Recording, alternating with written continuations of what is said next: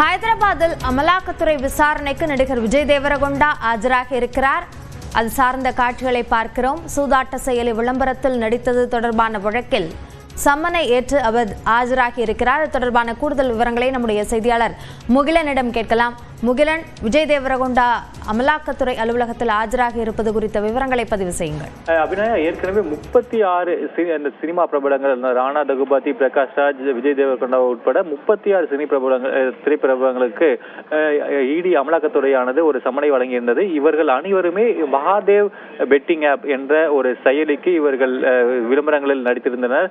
இதனால் பலரும் நிதி நெருக்கடியில் சிக்கினர். இதனால் அவர்களுக்கு பெரும் நிதி இழப்பு ஏற்பட்டதாக பல்வேறு புகார்கள் பதியப்பட்டது. அதைத் தொடர்ந்து அமலாக்கத்துறை இந்த வழக்கை எடுத்து இவர்களுக்கெல்லாம் தற்போது சம்மன் அனுப்பி இருக்கிறது. ஏற்கனவே நடிகர் பிரகாஷ் ராஜ் இந்த வழக்கில் ஆஜராகி தனது தரப்பு விளக்கத்தையும் வழங்கியிருக்கிறார். தற்போது விஜய் தேவரகொண்டா இந்த சம்மனுக்கு தற்போது அவர் ஆஜராகி அவரும் அவர் விளக்கத்தை வழங்க இருக்கிறார். இந்த வழக்கில் இந்த மகாதேவ் பெட்டிங் ஆப் இதனால் பல பொதுமக்கள் பாதிக்கப்பட்டதை அடுத்துதான் இந்த வழக்கானது பதியப்பட்டது. தற்போது அது தொடர்பான விசாரணையில் பல முன்னணி நடிகர்கள் தற்போது ஆஜராகி தங்களது விளக்கங்களை வழங்கி வருகின்றனர். விவரங்களுக்கு நன்றி முகிலன்.